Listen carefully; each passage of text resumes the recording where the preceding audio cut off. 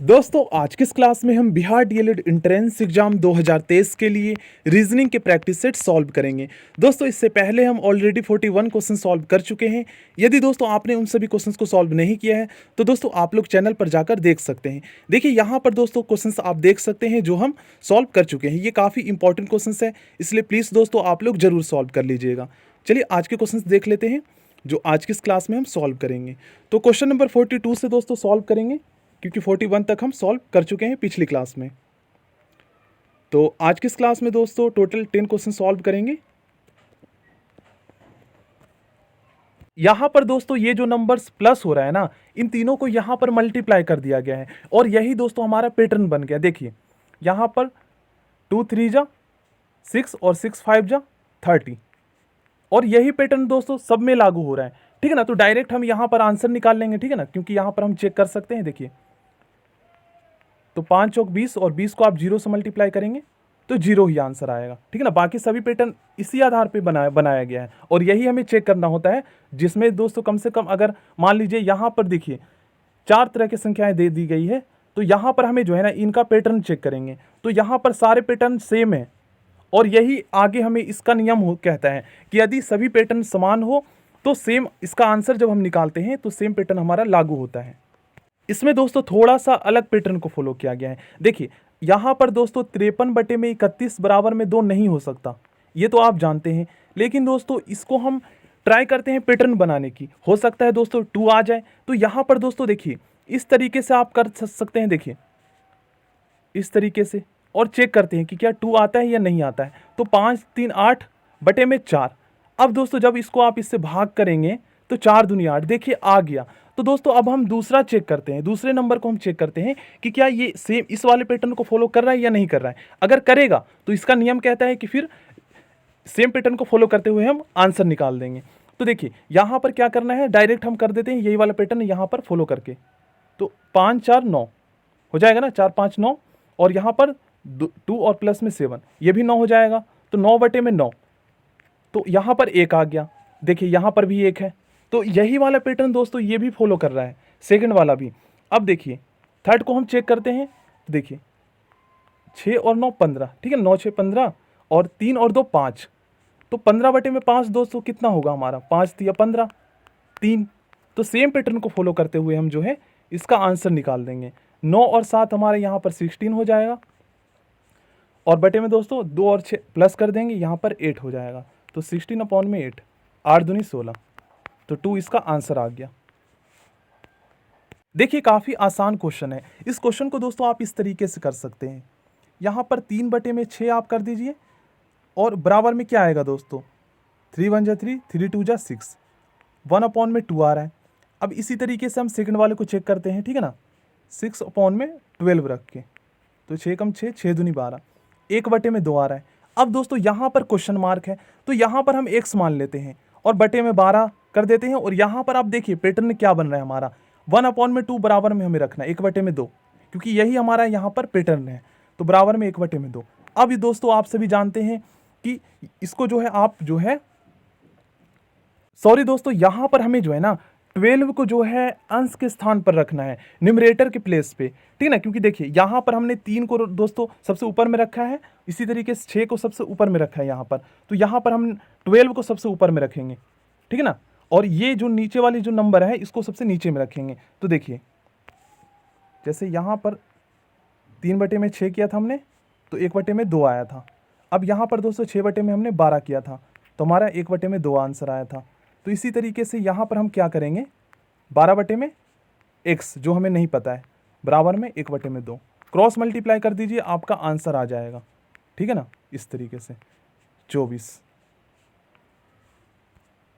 इस क्वेश्चन को दोस्तों आप 2 तरीके से कर सकते हैं। पहला तरीका तो ये है दोस्तों कि यहाँ पर देखिए 27 के सामने कौन सी संख्या है, तो 3 है, तो आप 3 का क्यूब करेंगे तो 27 आएगा, या फिर दोस्तों 27 का आप घनमूल निकालेंगे तो 3 आएगा। इसी तरीके से दोस्तों 8 का आप जो है घनमूल निकालेंगे तो 2 आएगा, या 2 का आप क्यूब करेंगे तो 8 आएगा। तो इसी तरीके से दोस्तों यहाँ पर हम जो है ना, आप किसका जो है घनमूल 4 होता है, तो 64 का घनमूल 4 होता है, या 4 का क्यूब 64 होता है। तो सेम वैसे ही हम जो है इसका आंसर निकाल देंगे। तो देखिए 4 का हम क्यूब कर देंगे 4 चौक 16, 16 चौक 64, 64 हमारा आंसर आ जाएगा। देखिए ये भी बहुत ही आसान क्वेश्चन है। यहाँ पर दोस्तों इस क्वेश्चन को आप दो तरीके से कह सकते हैं या कर सकते हैं। देखिए यहाँ पर 16 का दोस्तों यहाँ पर मल्टीपल है, मल्टीपल यहाँ पर लिख दिया गया है, फर्स्ट कॉलम में लिख दिया गया ना, या पहाड़ा लिख दिया गया है, ये भी कह सकते हैं। 16 कम 16, 16 32, 16 3 48। और यहाँ पर भी आप इस कॉलम को चेक कर लीजिए, ठीक है ना। आप सभी जानते हैं इस टाइप के क्वेश्चंस को सॉल्व करने का एक नियम होता है। मान लीजिए किसी बॉक्स में दोस्तों 3 कॉलम दिए हो, तो इसका नियम क्या कहता है कि हमें स्टार्टिंग के जो है ना 2 कॉलम का पैटर्न चेक करना होता है। अगर दोनों कॉलम का पैटर्न सेम है तो उसी को फॉलो करते हुए हम थर्ड कॉलम का आंसर निकालते हैं। तो यहाँ पर देखिए, यहाँ पर जो है इन सभी संख्याओं का मल्टीपल लिखा हुआ है या पहाड़ा लिख दिया गया है। तो 12 दूनी 24, 24 12 दूनी 24, 12 तिया 36, 36 इसका आंसर आ जाएगा। देखिए दोस्तों ये भी काफ़ी आसान क्वेश्चन है। इसमें क्या किया गया है, फर्स्ट कॉलम में स्टार्टिंग के जो 2 नंबर्स है ना, इनको दोस्तों मल्टीप्लाई कर दिया गया है और इसे जो है माइनस कर दिया गया है। जैसे 8 6 48, 48 में से 9 आप माइनस करेंगे तो 39 आएगा। इसी तरीके से दोस्तों 9 से 63, 63 में से 11 आप घटाएंगे तो 52 आएगा। तो सेम पैटर्न को फॉलो करते हुए हम जो है थर्ड कॉलम का आंसर निकालेंगे, क्योंकि यही इसका नियम होता है। 9 8 72। अब दोस्तों इसमें से क्या घटाएं कि 59 आ जाए, ठीक है ना। अब इसमें से हम क्या घटाएं कि 59 आ जाए। तो ये हमारा इक्वेशन बन गया। अब इसको आप सॉल्व कर दीजिए, आंसर आ जाएगा।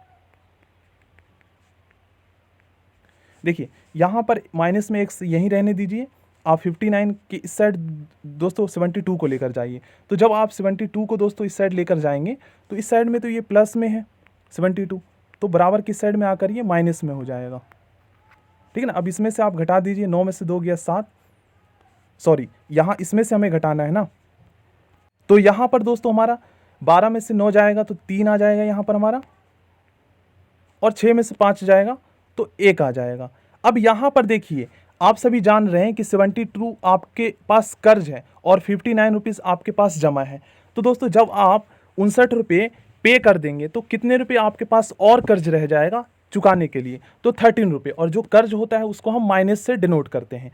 तो 13 रुपीज़ आपके पास कर्ज है। अब यहाँ पर हमारा माइनस में x है, तो माइनस से माइनस कट जाएगा, तो बराबर में हमारा कितना आ जाएगा 13, ठीक है ना। x बराबर में 13 हमारा आंसर आ गया।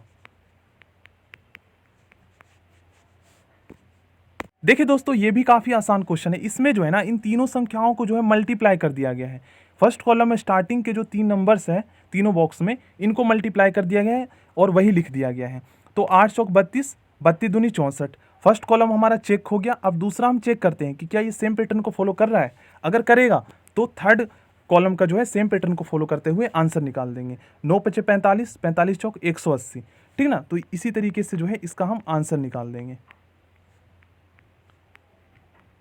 अब दोस्तों आप सभी जानते हैं यहाँ पर ये संख्या मल्टीप्लाई हो रही है, बराबर किस साइड में जाएगा तो ये भाग में हो जाएगा। तो सामने सामने काट दीजिए, क्योंकि बराबर किस साइड में भी जाएगा तब भी ये डिवाइड होगा, ठीक है ना। तो इस तरीके से हम सॉल्व कर सकते हैं। देखिए 7 4 जा 28 और उसके बाद 7 2 जा 14। अब दोस्तों 6 1 जा 6, 6 7 जा 42, ठीक है ना। x बराबर में 7 हमारा आंसर आ गया। बराबर के आमने सामने भी आप काट सकते हैं। देखिए ये क्वेश्चन काफ़ी आसान है। इसमें क्या किया गया है, जैसे दोस्तों यहाँ पर आप देख रहे हैं यहाँ पर 15 है, तो 3 और 5 को आप मल्टीप्लाई कर दीजिए, 3 पचे 15। इसी तरीके से दोस्तों 5 सते 35, ठीक है ना। तो इसी तरीके से 9 पचे 45, 45 हमारा आंसर आ जाएगा। देखिए इस क्वेश्चन में फर्स्ट कॉलम में दोस्तों स्टार्टिंग के और सबसे लास्ट के जो ये 2 नंबर्स है ना, इन दोनों को यहाँ पर दोस्तों प्लस कर दिया गया है। तो 13 और 5 18, और इसमें से दोस्तों 2 को जो है ना माइनस कर दिया गया है। बीच फर्स्ट कॉलम में जो बीच की जो संख्या है इसको माइनस कर दिया गया है। और इसी पैटर्न को दोस्तों इसमें जो है ना सेकंड कॉलम भी फॉलो कर रहा है। यहाँ पर देखिए आप लोग 16 और प्लस में 20, इन दोनों को आप प्लस कर लीजिए और इसमें से हम 20 माइनस कर देंगे, ठीक ना, ये बीच वाली संख्या। तो देखिए आपका 16 ही आएगा। तो इनको आप प्लस करेंगे तो यहाँ पर 36 आएगा और 36 में से आप 16 माइनस करेंगे। सॉरी यहाँ पर दोस्तों हमें 20 माइनस करना है। यहाँ पर बीच की जो संख्या हमारा 20 है ना, यहाँ पर मैं 16 माइनस कर रहा हूँ, सॉरी। हमें दोस्तों 20 माइनस करना है। तो 36 में से आप जो है 20 घटाएंगे तो आपका आंसर 16 ही आएगा। तो कहने का मतलब ये है दोस्तों कि इन दोनों कॉलम के पैटर्न को फॉलो करते हुए हमें जो है थर्ड कॉलम का आंसर निकाल देना है। क्योंकि यहाँ पर हमने चेक किया है सेम पैटर्न को फर्स्ट और सेकंड कॉलम फॉलो कर रहा है, और यही नियम है हमारा इस टाइप के क्वेश्चंस को सॉल्व करने का। तो देखिए स्टार्टिंग के थर्ड कॉलम में जो स्टार्टिंग के फर्स्ट बॉक्स में जो नंबर है 15 और यहाँ पर सबसे लास्ट में है 40, इन दोनों को हम प्लस करेंगे और बराबर में 16 रख देंगे, ठीक ना, क्वेश्चन मार्क के स्थान पर हमें नहीं पता है, प्लस में 40। तो यहाँ पर दोस्तों अब और इसमें से x माइनस कर देंगे और बराबर में हमें रख देना है 16। अब ये हमारा समीकरण बन गया, इसको हम सॉल्व कर देते हैं। इन दोनों को दोस्तों आप प्लस कर दीजिए तो यहाँ पर हमारा 55 आ जाएगा, ठीक है ना। 55 माइनस में x बराबर में 16। अब माइनस में x यहीं रहने दीजिए, 55 को आप बराबर की इस साइड में लेकर जाएंगे तो इस साइड में प्लस में है, इस साइड में आकर ये माइनस में चेंज हो जाएगा। जब दोस्तों 55 में से आप 16 माइनस करेंगे, क्योंकि ये ऑलरेडी माइनस में है, कहने का मतलब ये है कि 55 रुपये आपके पास कर्ज है और 16 रुपये आपके पास जमा है। तो जब आप कर्ज चुका देंगे 16 रुपये, क्योंकि जितना है उतना ही आप पे करेंगे, चुकाएंगे, तो आपको और कितने रुपये पे करने के लिए रह जाएगा, कर्ज और कितने रुपये रह जाएगा, तो 39 रुपये रह जाएगा। तो जो कर्ज में रहता है दोस्तों उसको हम माइनस से डिनोट करते हैं, ठीक ना, 39। अब यहाँ पर माइनस में x था हमारा और यहाँ पर माइनस में 39 है, तो माइनस से माइनस कट जाएगा, x बराबर में 39 हमारा आंसर आ गया। अभी दोस्तों इसके जैसा ही एक क्वेश्चन हमने किया है। देखिए यहाँ पर क्या किया गया है, इन दोनों को दोस्तों आपस में मल्टीप्लाई कर दिया गया है और 6 को प्लस कर दिया गया है। तो यहाँ पर 3 चौक 12 और इसमें दोस्तों जब आप 6 प्लस कर देंगे तो 12 और 6 18 हो गया। अब सेम पैटर्न को फॉलो करते हुए हम सेकेंड कॉलम में क्या पैटर्न बन रहा है इसको चेक करते हैं, ठीक है ना, इसी पैटर्न को फॉलो करेंगे। तो 8 दूनी 16 और 16 5 यहाँ पर हमारा 21 हो जाएगा। तो कहने का मतलब ये है दोस्तों कि दोनों कॉलम जो है ना सेम पैटर्न को फॉलो कर रहा है। तो इन दोनों कॉलम के पैटर्न को फॉलो करते हुए थर्ड वाला कॉलम का आंसर निकाल देते हैं। तो देखिए सबसे पहले इन दोनों को हमें मल्टीप्लाई करना है, तो 7 या 21 और प्लस में 1 कर देना है, तो यहाँ पर 22 हमारा आंसर आ जाएगा, ऑप्शन सी।